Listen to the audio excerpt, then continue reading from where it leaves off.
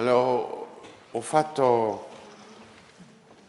riprodurre questa shortlist e ho aggiunto soltanto questi due testi che non sono capitali, ma che sono molto divertenti perché sono pubblicati lo stesso anno in Germania e tutti e due denunciano una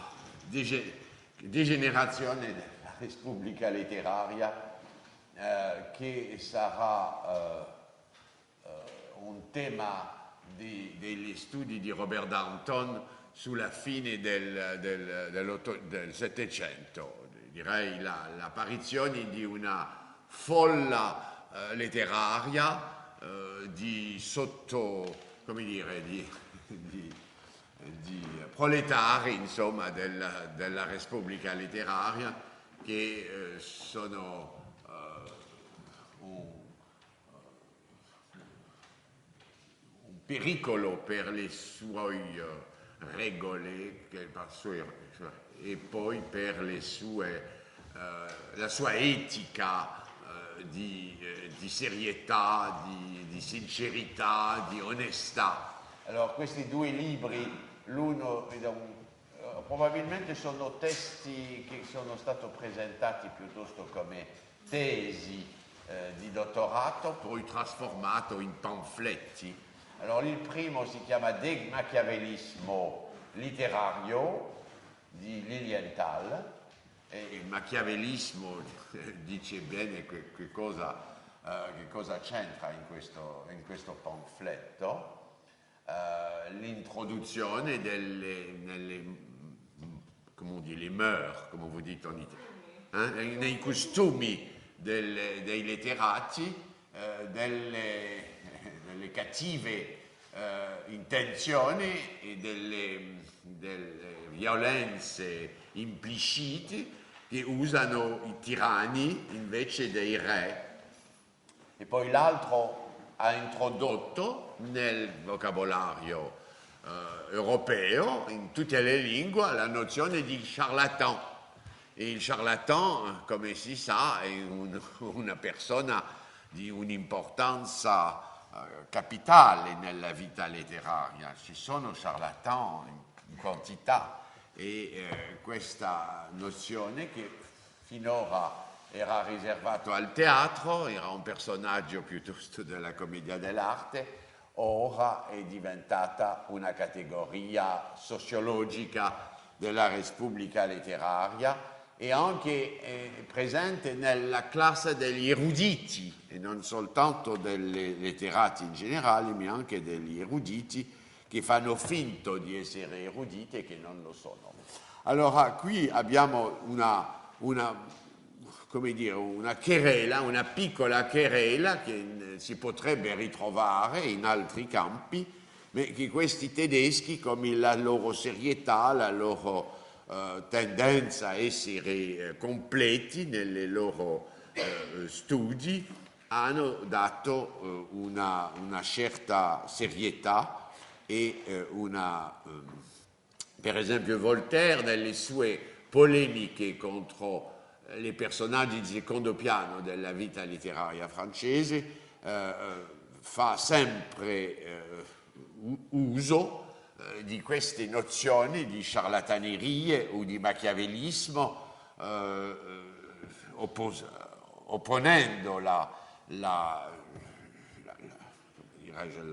profondità e la serietà del grande letterato a quelle persone che con poco bagaglio, insomma, tengono un ruolo disproporzionato nella Repubblica letteraria. Penso per esempio alla sua polemica contro Fréron, o allora alla sua polemica contro l'abbé de Fontaine, che era un giornalista di una certa dignità, secondo i nostri criteri, ma per Voltaire era molto comodo perché tutto il pubblico era cosciente dell'esistenza di questo tipo, di usare questo tipo come argomenti per distruggere la legittimità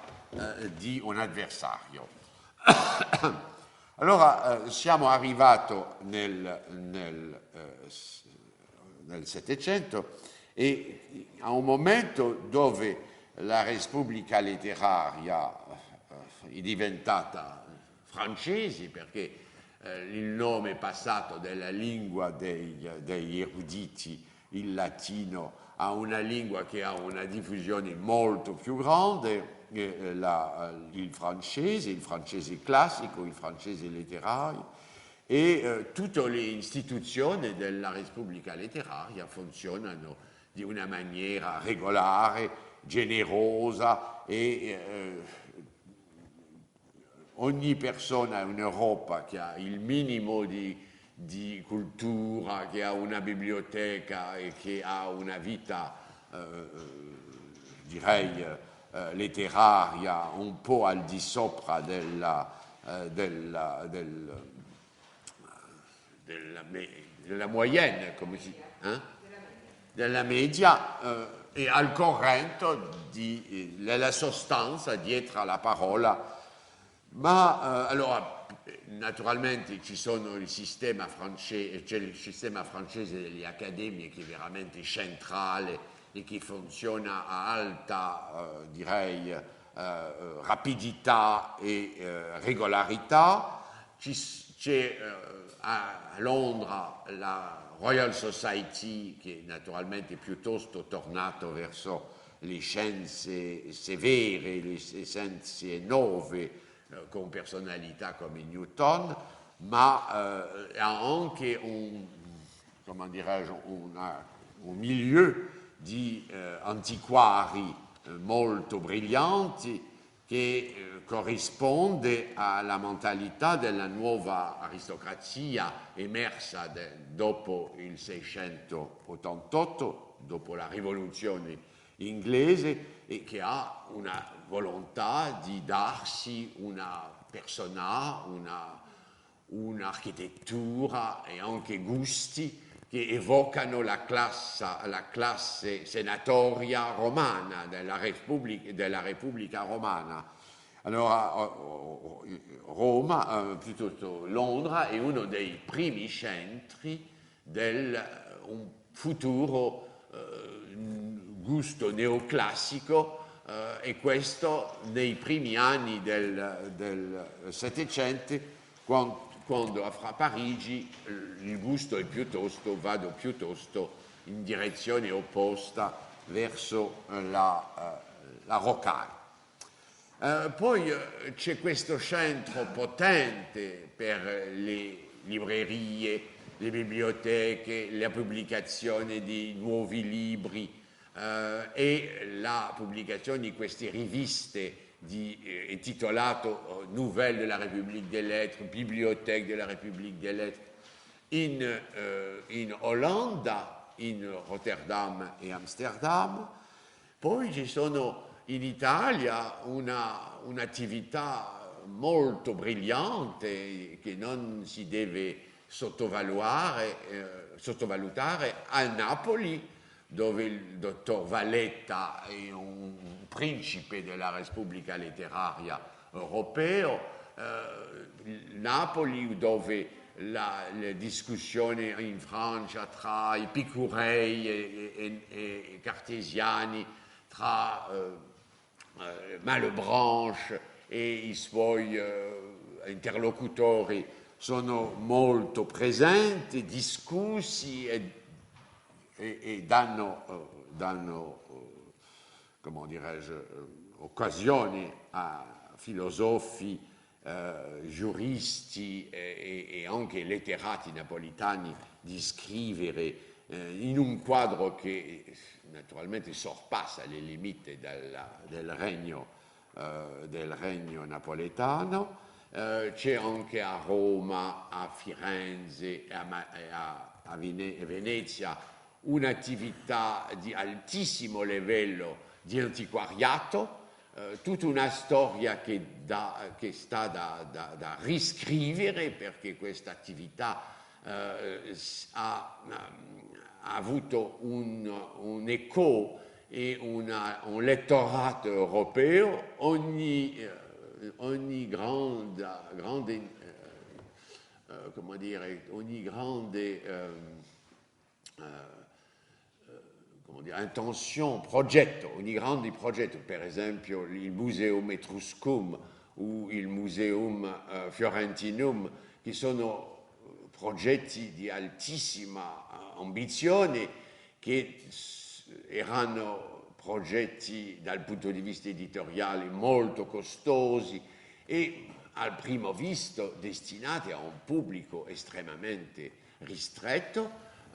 Infatti sono stato pubblicato sotto il sistema della sottoscrizione e hanno avuto in tutta l'Europa sottoscrittori di alto nome o di alta reputazione o semplicemente persone ricchi e interessati a questo campo di curiosità, e sono stato pubblicato con una diffusione europea. Dunque l'attività italiana è forse meno brillante nel campo, direi, scientifico, ma nel campo antiquario tiene sempre la prima piazza, e tutta l'Europa dell'antiquariato deve fare a un momento o un altro una peregrinazione accademica. Questa è una nozione che è molto importante, la peregrinazione accademica, per il peregrinazione accademica. Che cosa vuol dire? Vuol dire che ogni persona che ha un'ambizione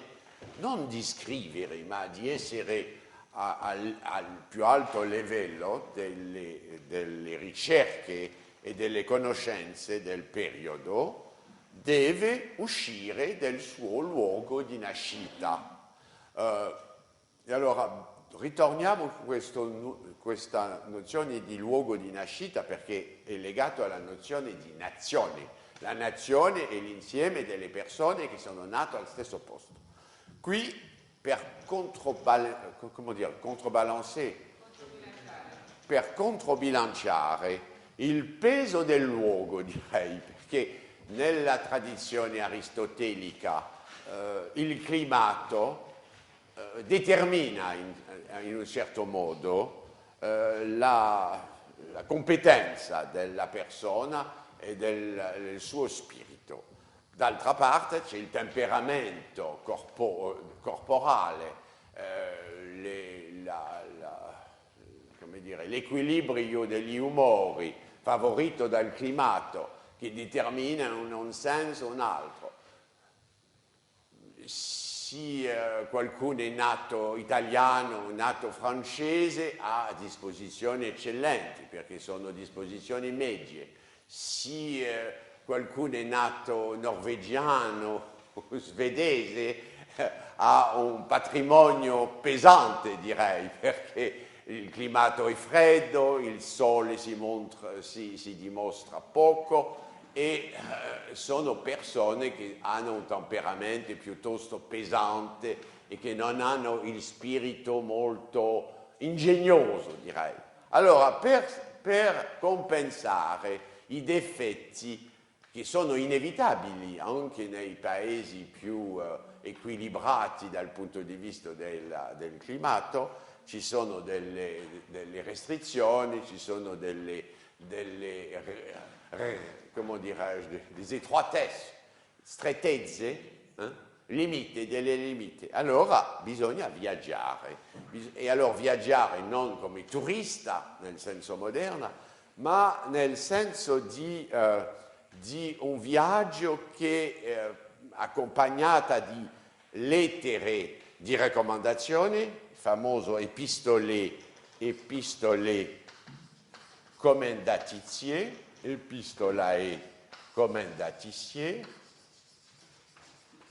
la parola commendatizie, la parola esiste anche da Cicerone, non è una parola moderna, del latino moderno, è un latino molto classico. E un'epistola commendatizia raccomanda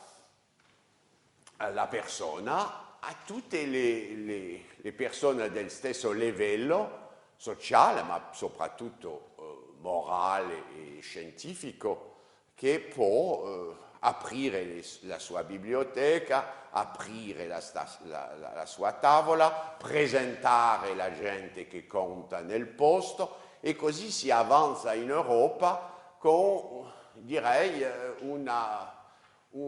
guida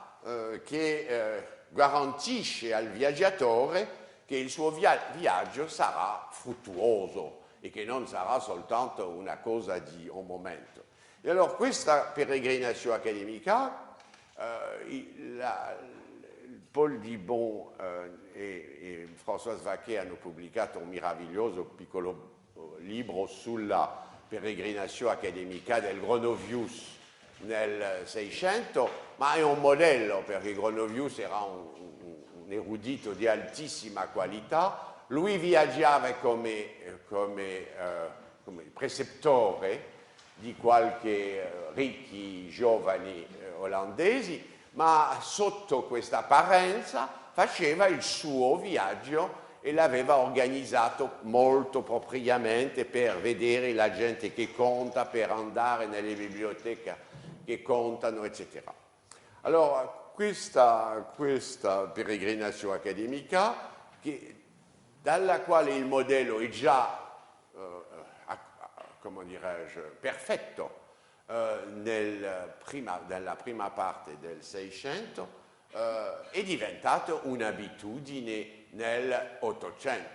700, e la pratica delle epistole commendatizie, la pratica anche dell'album Amicorum. Ogni viaggiatore va con l'album Amicorum e fa scrivere alle sue ospiti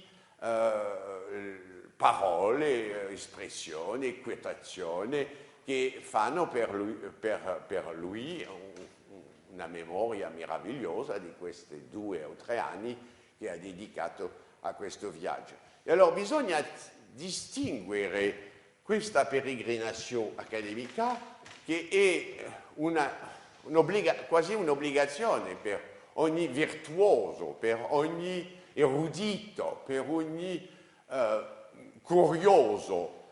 qualcuno che è veramente interessato a entrare nella vita, nelle questioni, il dibattito caratteristico della Repubblica letteraria, e il Grand Tour. E questa è una distinzione che non si fa, perché il Grand Tour è esattamente l'opposto. I giovani eruditi olandesi che facevano il viaggio con Gronovius facevano il Grand Tour, ma quando erano tornati a Amsterdam non erano che giovani nobili tra l'altro, e raramente diventavano mecenati della Repubblica letteraria. E i giovani inglesi che facevano il tour d'Europa passavano per l'Italia, finiscevano a Parigi, raramente diventavano personaggi importanti o personaggi involti nella Repubblica letteraria. Era piuttosto un rito sociale. Bisognava che un giovane per completare la sua educazione poteva fare un giro in Italia e anche rapportare dall'Italia delle opere d'arte moderne o antiche, riproduzioni originali nei castelli della famiglia. Ma la vera peregrinazione accademica è quella di Angelus, è quella di Gronovius e di tanti altri, o quello di Lessing. Una delle grandi amiche di questo istituto, Madame Ritter Santini, ha fatto una meravigliosa mostra con libro, un catalogo sul viaggio in Italia di Lessing, E Lessing è tipicamente, il viaggio in Italia di Lessing è tipicamente una peregrinazione accademica lentamente preparata e con naturalmente un incontro dappertutto con la gente che conta in Italia è stato un momento decisivo del suo sviluppo di scrittore e di critica d'arte e di critica di estetica. Allora si deve comprendere che la Repubblica letteraria del Settecento e della sua versione francese République des Lettres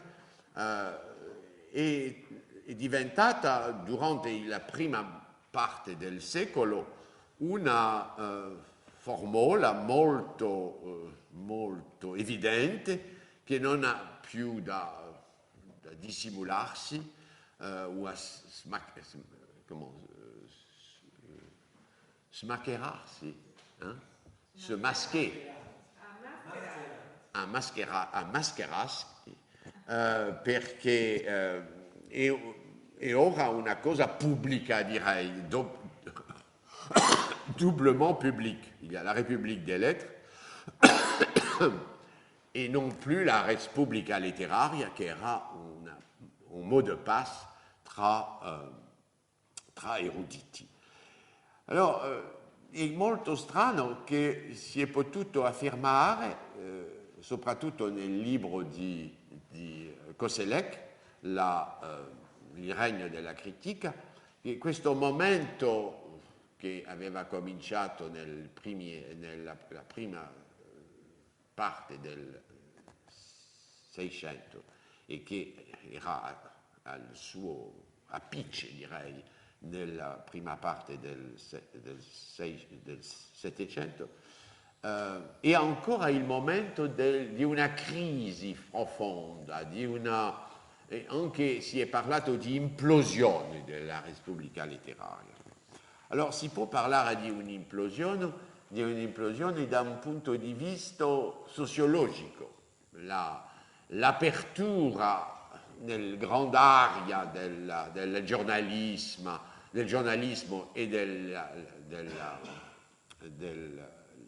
del commercio di libreria ha probabilmente raddoppiato, triplato il numero delle persone che hanno la pretensione di essere membri di questa Repubblica. E infatti il numero ha creato, come si vede già nel 15 del Settecento, una certa angoscia sull'avvenire di questa Repubblica, allo stesso tempo democratica e ultra aristocratica, con criteri di scelta e di cooptazione molto difficili, molto esigenti, ma che si sono aperti, direi, con un certo rischio all'esterno. E poi c'è un altro aspetto di un altro livello, di un altro ordine, e la tendenza sempre più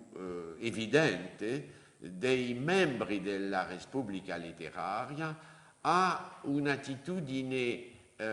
critica. Allora, il libro di Koselleck si intitola Il regno della critica e lui, al contrario di quelli che prima di lui avevano celebrato la crisi della coscienza europea come un gran momento di liberazione, lui,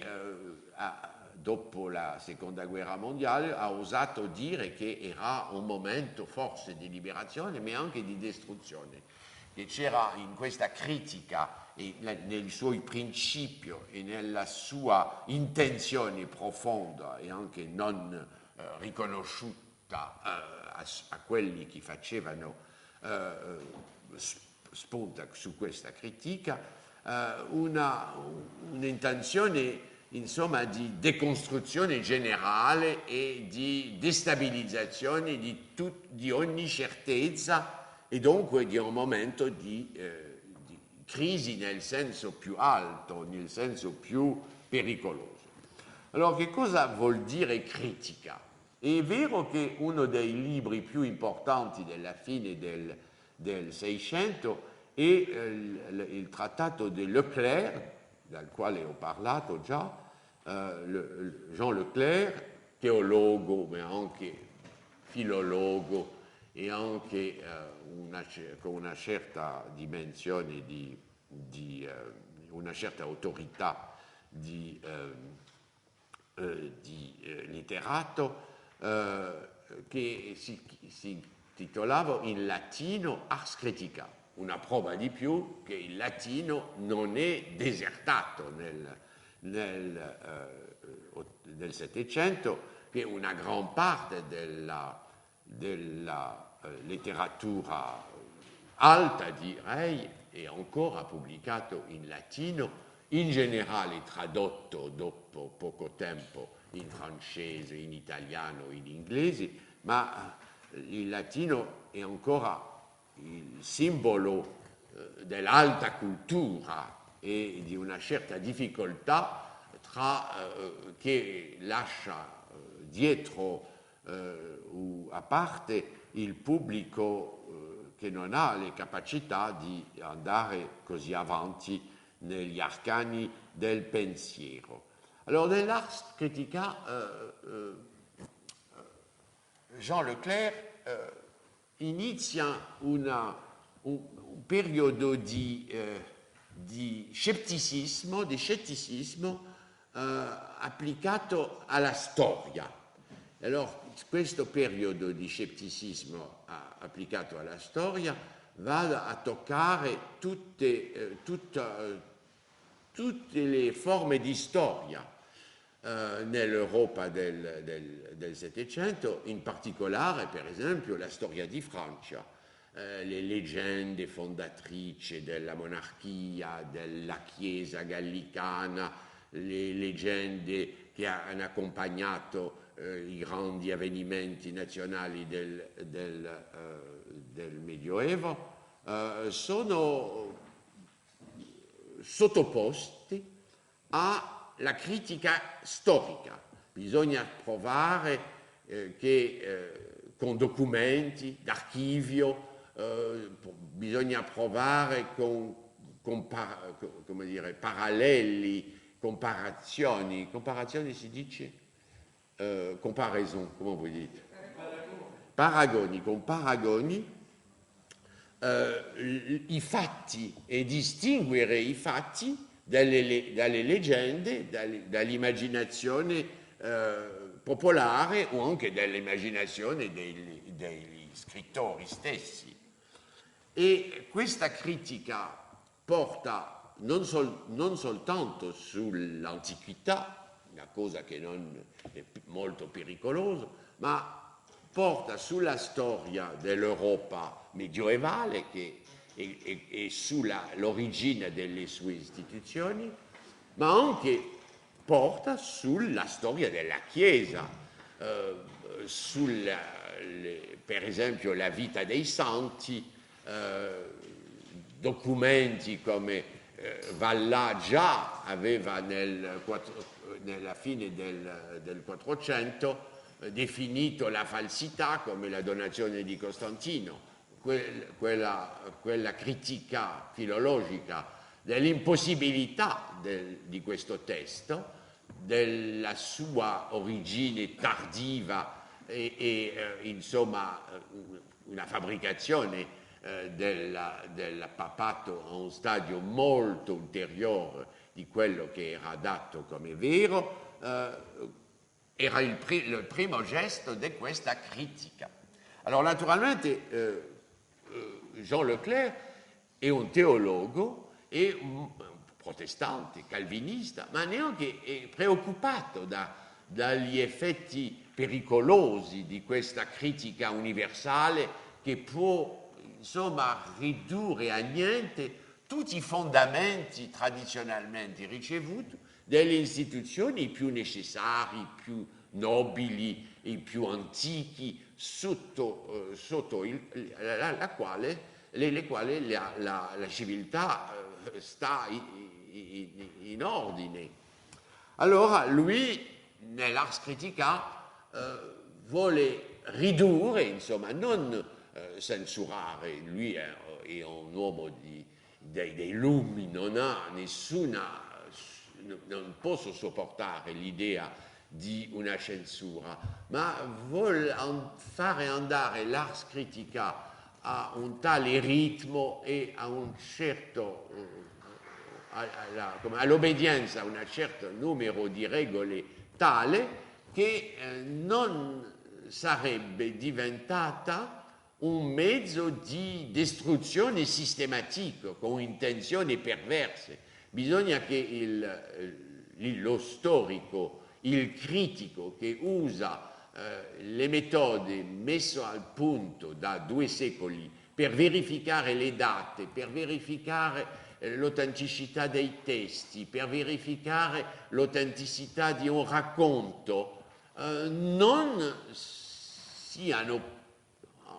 comment dirais-je, poussés, come può dire? Comment? Spinti, sì, spinti a un punto che si rivela l'intenzione perversa di compromettere tutto. E così c'è un equilibrio difficile da trovare tra la necessaria dimensione mnemotecnica che tutta civiltà ha da preservare e poi la logica, insomma, della critica che spesso arriva a conclusioni imprevisti del critico e che hanno conseguenze che non voleva. Allora, in questo libro molto prudente, molto intelligente, molto conservative in fondo, pone di una maniera molto chiara e molto onesta il problema della storiografia del Settecento, che forse è il problema centrale del secolo. Perché le scienze, contrariamente a quello che si dice spesso, le scienze non mettevano veramente in pericolo la teologia, perché tutti i scienziati, come l'ho detto l'altro giorno, erano convinti, a parte un numero molto limitato di atei, di professione, erano convinti che le loro ricerche, le loro scoperte, la visione della natura rinnovato dalla scienza della natura moderna lavorava per la fede e per l'ammirazione di un Dio creatore all'origine di tutte queste meraviglie. E non è a caso che tutta la predicazione cristiana, cattolica, come protestante o luterano, calvinista, nel Settecento, si torna verso questo grande argomento. Che lì enaerant gloriam Dei, ma ora il che lì della Bibbia sono stati esplorati, sono stati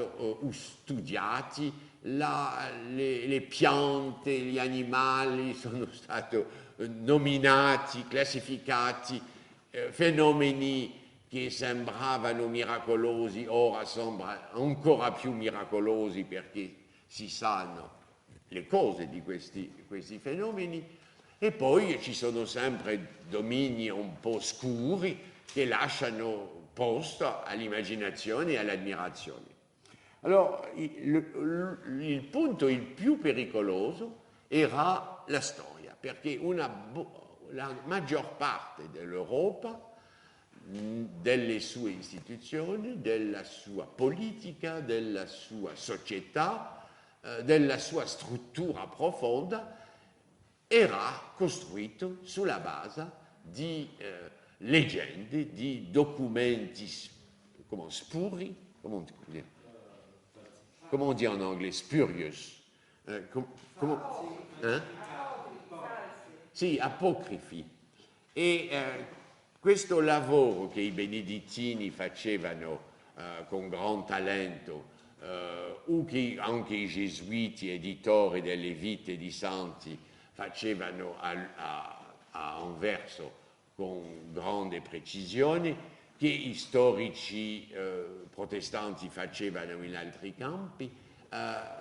avevano come orizzonte quello che chiamiamo oggi un relativismo generale che introduce il dubbio, anche una certa melanconia di aver vissuto su presupposti che in fatto erano falsi. Allora, l'opera di Voltaire storico, e probabilmente la sua, contrariamente a quello che si dice, che si pensa, è l'opera la più importante della sua innumerabile produzione, perché ha assaggiato prima con la storia di Charles XII una storia epica, direi, brillantissima, uno dei più bei testi di storia epica in prosa mai scritta, che ha ispirato Victor Hugo, che ha ispirato tutto il gran romanzo epico del Novecento, dell'Ottocento, è uscito di questo piccolo testo di Voltaire e della figura straordinaria che ha inventato o che ha ricreato intorno al re Carlo XII di Svezia. Poi ha scritto il secolo di Luigi XIV, dove ha voluto al stesso tempo salvaggiare la leggenda del grande re, del re Sole, del re dei lumi, insomma, creando, riscrivendo tutto questa storia con documenti, con fatti sociali, morali, libri, tavole, una esplorazione della civiltà intorno al re e non della persona del re e non della leggenda eroica del re. E infatti con questo libro molto moderno e poi che rispondeva così bene all'angoscia di un Jean Leclerc di vedere la storia condannata sempre a negare l'autenticità del passato e dunque a sopprimere il passato, a sopprimere l'appoggio che la memoria può dare a una certa felicità di essere in un posto, in un quadro, in una società. Infatti Voltaire succede a salvaggiare l'immagine del Re Sole, ma con argomenti e con una struttura di dimostrazione tutta nuova e incontestabile, perché lui fa un panorama di tutte le attività intorno al re, che non derivano tutto del re, ma enfin sono sviluppate sotto il suo regno e che fa, insomma, e che ottiene il stesso risultato che una povera leggenda, perché giustifica l'ammirazione retrospettiva per un re che ha saputo cambiare tante cose nel suo regno e indirettamente nell'Europa. E poi è arrivato a questo grande saggio che si chiama Saggio sur les mœurs, come vous dites? Saggio sui costumi. E qui Voltaire esprime di una maniera tutta sua il grande désarroi del Settecento, perché fa non soltanto un panorama di un secolo, ma un panorama di millenni, e fa il giro del mondo, fa una sorta di viaggio di Candide attraverso i tempi e i luoghi dei 5 continenti e dappertutto vede l'ironia, quello che chiamiamo l'ironia della storia, ma anche l'ironia della storia nelle due sensi, della storia come attività umana assurda che non mai riesce a, come dire, a accumulare sapienza, ma ogni generazione deve fare da nuovo le stesse stupidaggini, le stesse crimini, le stesse assurdità. E poi dall'altra parte il sentimento che in questo oceano di sciocchezze l'intelligenza, la superiorità è il proprio di un'infime minorità che non ha il potere, non ha l'autorità di correggere questa tendenza di massa, direi, a andare verso il peggio. E questo è un testo di una melanconia, di come dire, di un pessimismo che è tipico della tendenza profonda dei lumi per dissolvere la confidenza nel passato e nella sua impotenza a sostituire a quello che ha criticato con gran talento e gran metodo anche, una solidità, un punto di appoggio nuovo che potrebbe insomma sostituirsi alle cose della tradizione. Allora, quello è naturalmente un lavoro collettivo degli eruditi, quelli che si chiamano se stessi filosofi, ma anche degli storici, e che ha una conseguenza particolarmente grande in Francia, perché nel 600 c'era un malessere nella letteratura, nella Repubblica letteraria francese, di non avere a disposizione una storia del regno che sarebbe insomma l'oggetto di un consenso generale. Si trova una quantità considerevole di testimoni che dicono tutti la stessa cosa. Come si fa che noi, che abbiamo una storia così brillante, così lunga, così ricca,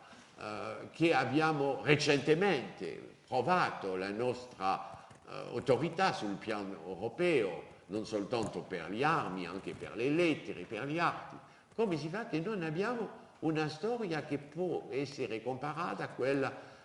di Tite Live, di Polybe, per i romani?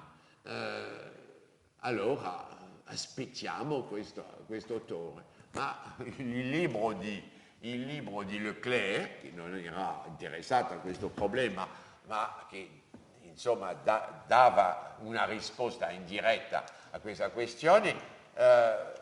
il libro di l'Ars Critica mostrava che il Settecento avrebbe molte difficoltà a rispondere chiaramente alla questione e anche all'ambizione che si manifestava in questa querela, insomma, della storia di Francia. Allora sono stato più, per esempio alla fine del regno di Luigi XIV, il gesuita Daniel pubblica una magnifica storia di Francia, che non è ufficiale, perché il padre Daniel era un gesuita, non faceva parte delle accademie francesi, non era un storico del re, ma aveva una grande autorità di scrittore, di erudito, e la sua storia era scritta in un francese assai elegante. Ma quando è stato pubblicato è stato assalita da tutte le parti, da gente che su un dettaglio, un altro, aveva un'interpretazione diversa, aveva documenti che non conosceva il padre Daniel, e in pochi anni questa storia è diventata l'oggetto di un ridicolo generale. E ogni volta che durante il secolo la monarchia ha voluto finanziare, insomma, incoraggiare, essere il mecenato di una storia di stesso respiro, con la stessa ambizione di dare ai francesi una narrazione comparabile a quello che ha dato agli inglesi il grande filosofi del mezzo Settecento, che è diventato il nemico di Rousseau, The History of England, de David, comment s'appelle-t-il déjà? Comment? Hume, de David Hume. E David Hume, che era un scettico e che sapeva benissimo come era pericolosa ora di scrivere la storia, neanche ha dato all'Inghilterra una storia che è stata accettata per un secolo come una storia, direi, accettabile per tutti gli inglesi e in particolare per i due parti, i Tories come i Whigs. E perché? Perché Hume ha potuto provare, lui che non era un gran democratico, neanche un liberale, che infatti la storia dell'Inghilterra era il sviluppo della resistenza del Parlamento nel Medioevo contro gli abusi del potere reale. E dunque tutta la storia inglese prendeva una linea chiara di resistenza del parte del Parlamento, gli abusi dei re successivi, e tutto finisceva da un happy end nel 688, quando un equilibrio tra le due forze opposte era trovato, e così gli inglesi potevano sentirsi adagio e a casa sua, direi, mentre che in Francia non si poteva scrivere una storia così lineare, così chiara, intorno a un problema centrale. Tutto era sparsa in, direi, regni dai quali la logica interna non si vedeva. Allora c'è avuto in margine di questi sforzi di fare scrivere, e anche Luigi XVI ha avuto un storico ufficiale, il nome mi échappe pour le moment, non è un personaggio di alto livello, ma infatti gli storici ora della storia sono molto interessati a questo personaggio e hanno cominciato a esplorare le condizioni nelle quali ha scritto l'ultima storia di Francia dell'antico regime. Ma in margine di questo sforzo per scrivere una storia resistente alla critica e che poteva offrire ai francesi un consenso sul loro proprio passato, si è sviluppata una querela terribile che gli storici ufficiali non potevano risolvere. Era la querela tra Boulainvilliers, che era un aristocratico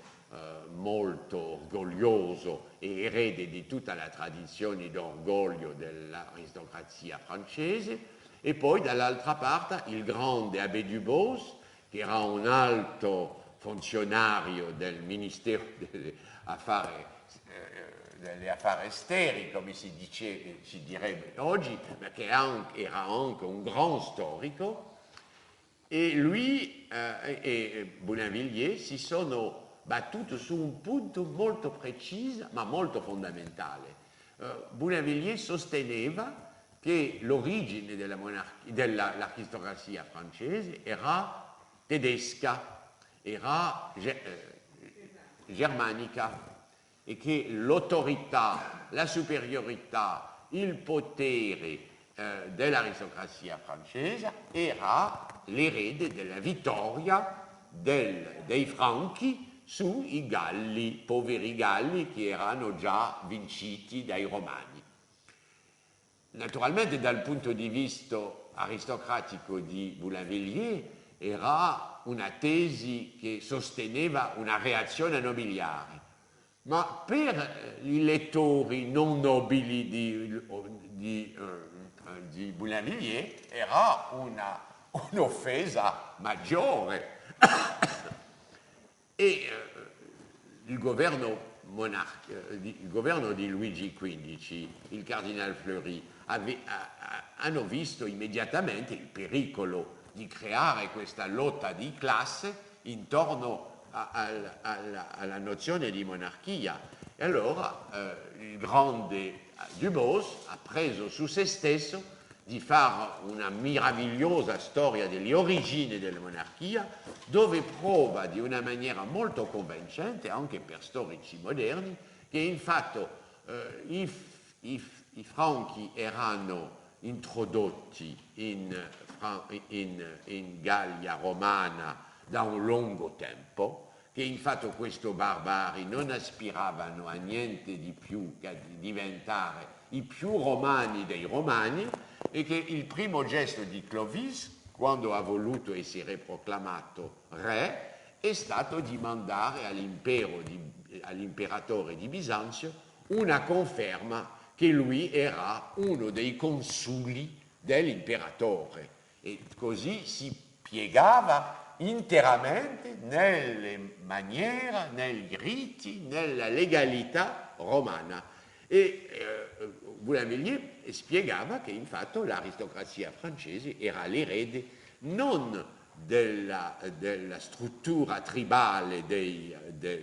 tedeschi, dei franchi, ma di ufficiali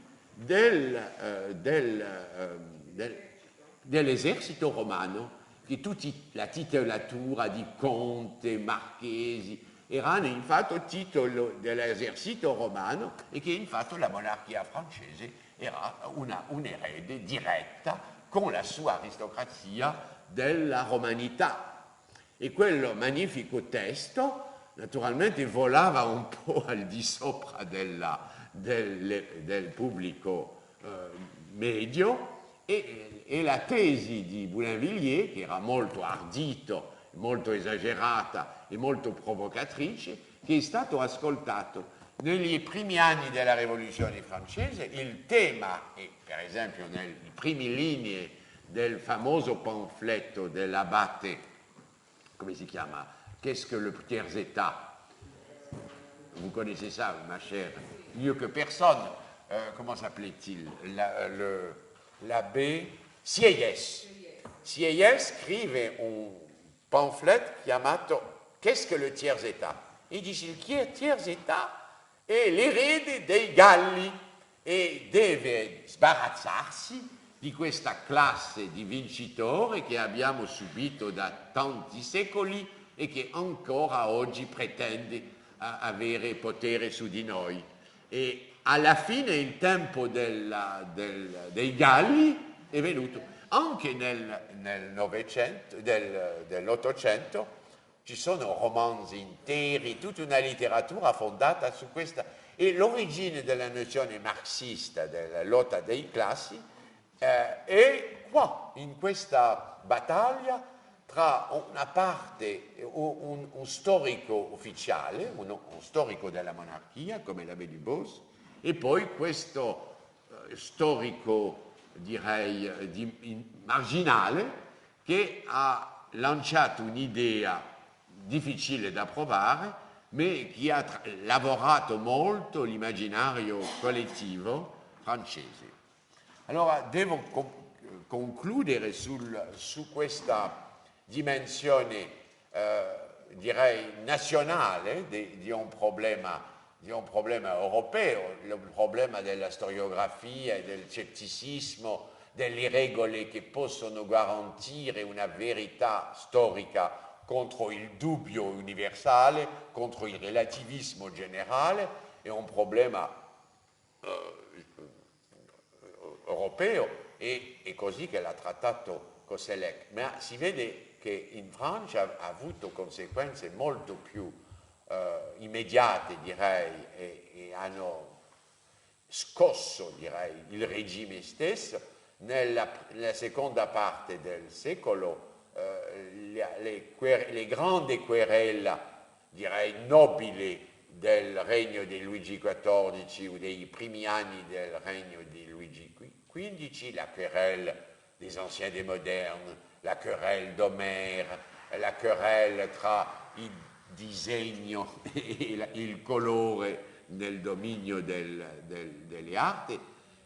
si dissolve, e allora entriamo in un periodo dove la stampa, le piccoli libretti, una polemica estremamente intensa e quotidiana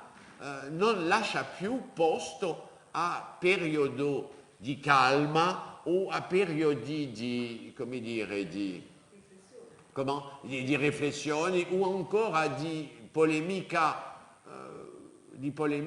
ragionevole, di polemica dove ogni testimone è stato meditato per un anno o due. Qui è un'attività quasi febbrile. E allora si può anche, come l'ho detto nella prima lezione, si può invocare nei club dei primi anni della Rivoluzione francese la Repubblica letteraria come origine, motore di una rivoluzione politica, mentre che naturalmente il fondamento della Repubblica letteraria era la separazione tra il dominio politico, abbandonato come lo faceva Montaigne alla tradizione, all'eredità, a un certo consenso, direi, a un'evidenza ricevuta e non criticata, e poi il resto che era aperto alla critica, alla discussione, alla modificazione delle tesi accettate, eccetera. A partire di questo momento la politica invade la Repubblica letteraria, e sarà tutto un lavoro dopo 90-13, 90-15, per ricostruire a Parigi un ambiente dove, e allora naturalmente in questo momento la figura maggiore è stato Madame de Staël, perché Madame de Staël prima di 93 era soltanto una delle donne che avevano un'accademia intorno di sé, ma tra 30 o 50 altre. Ma quando torna nel 96 o 97, non mi ricordo esattamente l'anno, diventa la regina di Parigi, e intorno a sé ricostruisce un mondo che aveva perseguitato a Coppet nel frattempo, o a Juniper Hall in Inghilterra, dove scienziati, filosofi, poeti, scrittori, storici, molti degli amici di Madame de Staël erano grandi storici, come Bonstetten, come il grande storico dell'Italia medioevale che si chiamava, come si chiamava questo? Non mi ricordo esattamente il suo nome, è molto famoso come il storico come Sismondi. Sono tutti genti del Settecento abituati a riflettere sulla questione fondamentale del stabilimento di una verità storica che non sia esposto alla critica storica. E a questo momento, e poi non è un caso se Madame de Staël molto generosamente è andato a fare questa visita in 1807 a Weimar, dove trovava intorno a Goethe, Schiller non era più vivo a questo momento, ma c'era i fratelli Humboldt, c'era un circolo di altissimo livello e era insomma in questo periodo uno dei punti più forti dell'antica Repubblica letteraria. Abbiamo tenuto a Weimar, intorno a Madame Ritter-Santini, un colloquio sul tema Goethe come l'ultimo principe della Repubblica letteraria, quando la Francia si è spinta, quando i lumi di Francia sono spinti. Lui a Weimar, questo piccolo principato di antico regime, ma con il liberalismo del tardo antico regime, può essere al stesso tempo una figura intellettuale di altissimo livello, una figura letteraria, una figura scientifica e poi radunare intorno a sé il migliore delle università tedesche. E Madame de Staël fa il viaggio questa volta non è il francese che dà,